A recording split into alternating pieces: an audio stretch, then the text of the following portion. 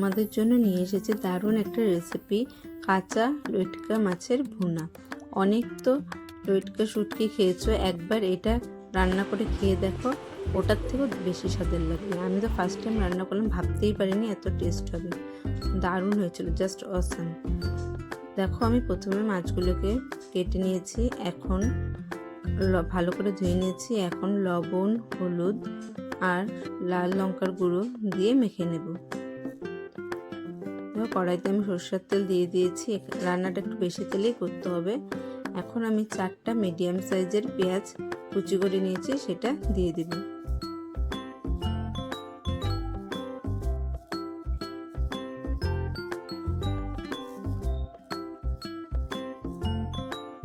পেঁয়াজটাকে হালকা লবণ দিয়ে একটু ফ্রাই করে নেব। একটা কথা বলে রাখি, এই রান্নাটাতে কিন্তু রসুন একটু বেশি লাগবে। আমি 4টা ছোট সাইজের রসুন মিক্সিতে পেস্ট করে নিয়েছি, দেখো দিয়ে দিলাম। আর অল্প 2 টুকরোর মতো আদা গ্রেট করে দিয়ে দিলাম। এখন পেঁয়াজ আদা রসুনটা একটু হালকা ভাজা ভাজা হয়ে আসলে আমি এর মধ্যে একটা টমেটো কুচি আর কিছু লঙ্কা কুচি দিয়ে দিব। আর এই শুটকি মাছ বলো বা এরকম লটকা মাছ বলে, এগুলোতে ঝাল বেশি না হলে কিন্তু ভালো লাগে না, তাই আমি ঝাল ঝাল করে করবো।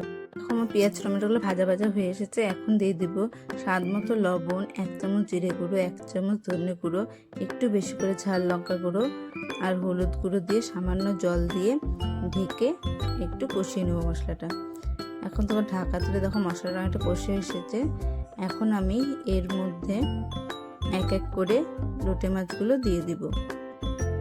এখন লোটে মাছগুলো দিয়ে আমি 5 মিনিট ঢাকা দিয়ে করে নেব। মাছগুলো কিন্তু নাড়াচাড়া করা যাবে না।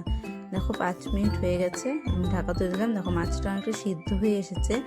এখন আমি একটা চামচের সাহায্যে কাঁটাগুলোকে ছাড়িয়ে নিব। দেখো আমি কিভাবে কাঁটাগুলোকে ছাড়াচ্ছি, এইভাবে ছাড়িয়ে নিতে হবে। এক এক করে আমি সবগুলো মাছের কাঁটা ছাড়িয়ে নিব।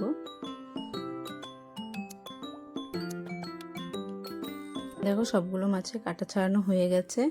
এখন মাছ থেকে দেখো অনেকটা জলও বেরিয়েছে। এখন এই জলের মধ্যে মাছটাকে হাই ফ্লেমে রান্না করে নেব। আমার বাড়িতে বিলাতি ধনেপাতা ছিল, সেটাই আমি কুচি করে দিয়ে দিয়েছি। দেখো অনেকটা জলটা টেনে গেছে, যে ভালো করে জলটা শুকনো হয়ে গেলে ভালো করে ফ্রাই করে নিতে হবে।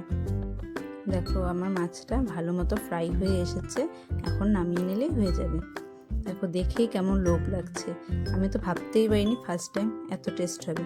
তোমরাও একবার ট্রাই করো, দারুণ লাগবে। জানিও কেমন হয়েছে। গরম গরম ভাতের সাথে জাস্ট জমে যায়।